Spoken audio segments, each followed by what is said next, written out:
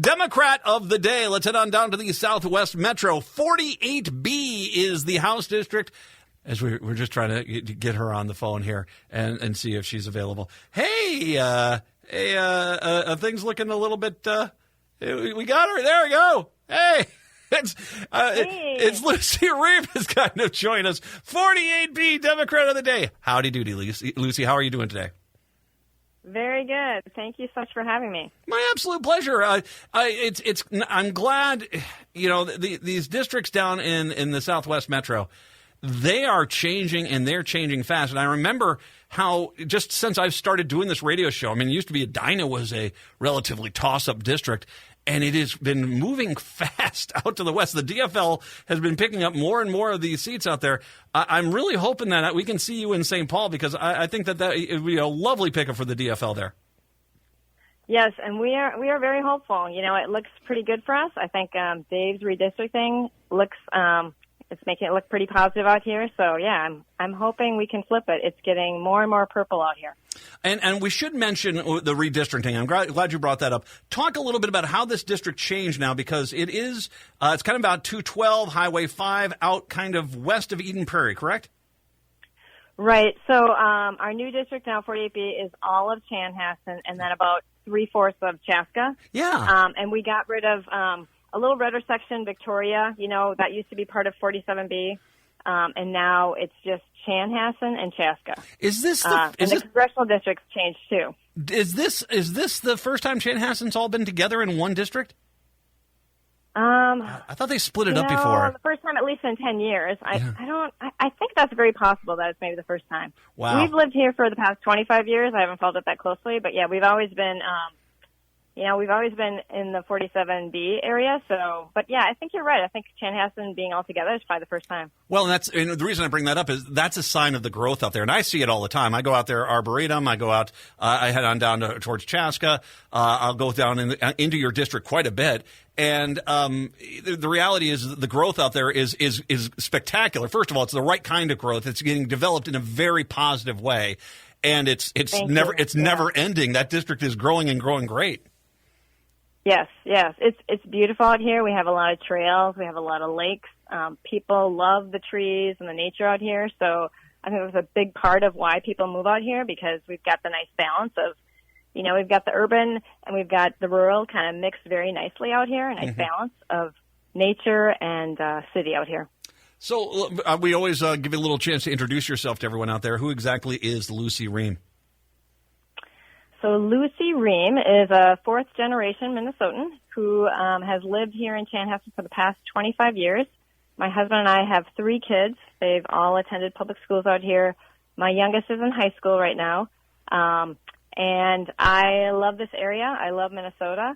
I lived overseas for a while. I lived in Japan for a while and taught over there. But Minnesota is home for me, and I'm hoping to give back this fall. You've been, is it correct you've been on city council out there? Yes, I've been on the city council since 2020. I haven't brought this up this election cycle, but I'm going to bring it up with you since you this is your background. I've always loved the fact that people can do this. Go into city council, planning and zoning, your water board, parks and rec. It's a great way to get a little taste of politics and how the political machine works and how you can actually help your community. And, it's for you go there, you get on the city council, and now here you're running for the House seat. I think it's a great prepper course if anyone has that question on whether or not is this something I really want to do, run for a statewide office or a House for office or a Senate office. It's really good to get involved with your local politics. I agree totally. So I was on the Environmental Commission before I ran for city council, but I think you're right. Start small and move your way up. And I feel like, as a city councilor, I've learned a lot more about my city, about the roads, the infrastructure, the things that are really important to people at this level. And so I will bring that to the legislature, should I be elected. And I think it is a great way to gradually, learn the process, how government works. This is the way to start it out. Start small and build up. I was on planning and zoning in Hopkins, and for a few years, and it gave me, not only did it give me a great idea of how things get developed and stuff like that, but it also gave me a taste, and I decided I'm done. I don't really want to run for a higher office, because some people have that natural ability, like yourself. And others like myself, no. I might do school board at some point, but if I'm going to do it, I like doing that local stuff. But I mean, it's a great way to get involved in your community, because no matter what, and trust me, you win 48B, which would be a fantastic benefit to the community. You're going to be able to use what you've learned to bring what you need into that community, and like I said, develop it in the right way. As opposed to having things forced on you, you get to drive the car and how it's going to go. Right, I agree. Yeah, and I think when you've lived in an area for a long time, you know the people a lot better. You know what the issues are a lot better than if you haven't lived here that long. And I think this area is somewhat unique in, the way we look at things. We have, like I said, we have a lot more natural resources maybe. We really like our trails and our parks. And we want to keep that, while we grow. We don't want to, grow too fast. We want to, do the right balance here. But, yeah, I think being grounded here is a really great way to learn about the community and then serve. So you win 48B. I'm going to go with that narrative. Why not? You win. I like that. Yeah, you win 48B. What do you want to champion for your district? So that's a great question. So I talk a lot about education, how we need to make sure that our schools are fully funded, and honestly, out here we've got great options for schools. We've got Chanhassen is actually in the middle of two different school districts. We've got Minnetonka on one side, Eastern Carver County Schools on the other side, and great schools. But, the whole state, I think about, how some people, just based on the fact that they live in a zip code that doesn't have the funding, they don't have that kind of access to great schooling. And so I think that's something at the state legislature we need to push for, that it shouldn't matter where you live. Every child in our state should have access to a great education with all the resources, that we need to provide our kids to have a great 12 years in school. As you talk about this, because, as you said, you're on the side of the city, you're on the side of the country. Get it? You get a view of both different entities. As a person who's lived in small towns, and we were talking about this last week on the show, is that there's a lot of people out in outstate Minnesota who talk about don't fund the schools, teachers are bad, all these things. And then they all of a sudden are like, what do you mean you're closing down the school district that we're going to have to merge with this district? We're going to have to drive 20 miles to this other district. There's an education, I think, that has to happen for the people of these communities that, by supporting the schools, by supporting the teachers, by making sure that they have the resources they have, that's how you keep these schools open and thriving, no matter if it's the metro area or out in rural Minnesota. Right. And it's important for our labor force, right? We want to have a labor force that's, educated. It's important for our democracy. We need to have an educated electorate in order to, elect the right leaders.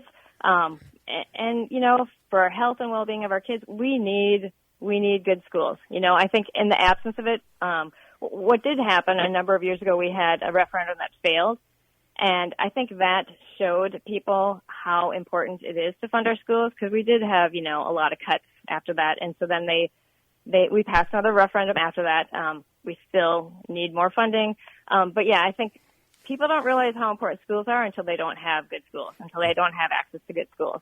Mm-hmm. So yeah, I think it's the foundation of a community to have a great school system. So that would be one of the first things. Democrat of the day is Lucy Rehm, 48B. I also want to mention something else I saw on your website here, and I haven't talked about this nearly enough, is the lack of mental health, accessible mental health across the state. And that's, once again, this is another metro, suburban, urban, rural problem. That this is something that is it's a crisis. We're on the edge of a cliff here with mental health issues. And if we don't have an immediate investment statewide in mental health care, it really is going to be something that's going to really hurt Minnesota in the long run. Right. And we're already seeing that. I mean, before the pandemic hit, we were in the midst of a mental health crisis, and the pandemic has only exacerbated that. Mm-hmm. And I think people would be surprised to hear that Minnesota ranks 49th, second from the bottom in terms of students to school counselors. We also have a real lack of school nurses at our schools. I didn't learn about that until, recently, but we could do much better in terms of, providing mental health care to our schools, our communities, mental health care that is accessible, that's affordable. It's very important. And yeah, we're in the midst of so many crises right now. There's a housing crisis, there's a mental health crisis, the pandemic. All of that combined just highlights the importance of our need for great mental health resources. Lucy, I want to bring up the overturning of Roe v. Wade. It is something that I have talked about with people. You've been out door knocking in your community. What are you hearing from the people of 48B in regards to their feelings about what happened there? It's interesting. I think, the hardcore Democrats, they come out right away and they're like, I'm voting Democrat all the way down, the ticket. But it's really interesting to talk to people who say, I'm a Republican, but I'm, this Roe v. Wade thing, the Dobbs decision, it's gone too far and I will be voting Democrat. Because I think people are realizing how extreme things have gotten, and unless we all stand up and vote for Democrats this fall, it's not going to get any better. But yeah, I think there are a lot of people who consider themselves to be Republicans, but they won't be voting Republican this fall. And I'm just hoping that we get enough people to go to the polls and vote, and it shows. I think we don't want to have anyone become complacent that we're going to flip this area without any work, because I think it will take a lot of work. But I think the movement is in our favor. We have the number, we have the people power. I don't know if we have the same amount of money that my opponent has in terms of he sent out a ton of I should say the people who are funding some of his mailers, they've sent out so many mailers out here. And I might not be able to compete with that, but I think in terms of people power, we are definitely winning that battle. They have to trick them. That's what the Republicans have to do. They have to trick people into voting against them, because as this is out there, it's something I can test this. My wife and my kids, they're 15 and 18, my two daughters, they're livid. This is something that goes beyond just the politics. Most of the moderate Republicans I know, they're women, they're livid. This is a right that's been taken away from them. It's been a right that's been taken away from their kids, and they're not going to tolerate this. And I think you are seeing a seismic generational change happen in front of our eyes, that this decision, this overturning of Roe v. Wade, is going to indeed have a dramatic effect at the polls. And I think that it's a lot of people are, like I said, you can see where the Republican Party is going. And that's why the Republicans are having to spend a lot of money to try to trick people into voting for them, is because they're trying to take away your rights. That's just that. Right. And let's be clear, not all Republicans are the same. There are the MAGA Republicans and there are the Republicans from 10 years ago, right? I think they're two different groups at this point. But yeah, I think you're right on. I think people are realizing that, once you start taking those basic rights away, rights to healthcare, which abortion is healthcare, right?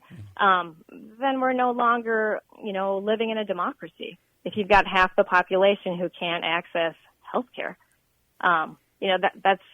it's hard to believe that we've gotten to this point, but we're at this point, and so that's why we all need to really work hard to elect the right people, and turn things around. And it's funny because all the Republicans, every one of them that's running for office, every one of them, up until June, their website was, I am anti-abortion. There will be no abortions in this world. Now they're all trying to say, hey, where did you get the impression I'm like this? And at the same time, you have Republicans talking about contraception, gay marriage, other issues. These are the rights that they're salivating over taking away from people. So if right now it is this election is it, if we do not hold this line now and have the DFL hold the House, pick up the Senate, the Republicans are going to try to push for more rights getting taken away from the citizens of Minnesota. Yeah. Well, and, the states around us probably aren't going to, stay very strong. They're already, weakening their laws, and it's going to be harder and harder for women to access abortion care. So they will be coming to Minnesota, and that's why we need to make sure that our state is strong. We can accommodate not just, the people who will need this abortion care here, but the people who will be coming from other states to get health care. And that's, I think, a big concern, too. Well, and I agree with you. As a matter of fact, it's an interesting discussion point because I honestly think you look at the Dakotas, Iowa, and in Wisconsin, you're going to see what's going to happen is there's going to be a generational split that all of a sudden people are going to turn 18 years old and they're going to move to places like Chanhassen and Chaska, which have delightful opportunities for everyone down there. They're going to move out of their states because they want to go to a state where their rights are not being impeded. Right. Where women are not second-class citizens, right? Yeah, exactly. So, yeah, I'm hopeful for Minnesota, but I do think we can't just count on this happening. We all need to put in the effort to make it happen. By if they can volunteer to door knock, if I can make a push for that or donate. Oh, yeah. We need that kind of help too. Like I said, this is in terms of numbers. We the people are definitely in the majority, but we do need boots on the ground, and we need we need those dollars coming in. We need the fundraising. To compete, with these outside forces that are trying to take away our rights. Well, and that's the key. You knock on every door in your district, you're going to win. And that's I'm telling this to everyone out there listening. Help your local Democrat by all means. But if you're in a relatively safe district, take a quick trip out to the southwestern part of the metro and help Lucy in her district. She needs people to door knock on every door in that district. She needs donations to help make sure she can get out the mailers to compete with these right-wing dark money groups that are out there trying to lie people into voting Republican. You have to get out there and help. So, Lucy, if someone wants to make a donation or if they want to volunteer, help you out, where's the website they go to? So it's pretty easy. It's my name. So LucyRehm.com. So LucyRehm.com. If you go there, there's links to my Act Blue account. It's pretty easy to donate. There's also a way you can message me, or if you want to sign up for a lawn sign, or if you want to sign up to door knock, volunteer. It's all there on the website. So yeah, I would love to hear from people. LucyRehm.com, LucyRehm. I'll link to everything a little bit later on. By the way, one last thing, Pax Christi pals there. I've been at Pax Christi I was at Pax Christi for many, many years. Yes, love Pax Christi. That's where my husband and I were married. Oh, can I ask who the priest was? Can I ask? It was a deacon, okay. Mike Gertz. I don't know if you remember him. Yes, I do. But yeah, we've had a lot of great priests. Now we have Father Bill. He's back. Father Bill. Father Bill. Father Bill. When we had our vows renewed at 10 years, Father Bill did that for us over at Pax. So now, nice to see a person who knows Pax, because I really like that church. Yeah, it's a very progressive church. It's a nice place for progressives like us to have a community of faith. It's a nice oasis. Let's just put it that way. Lucy, thank you very much. All my best down 48B. All my best down there, and I'm hoping we see you at St. Paul. I think you'd be fantastic to have in the Minnesota House. Thank you. I appreciate it so much. It's been a real pleasure talking with you.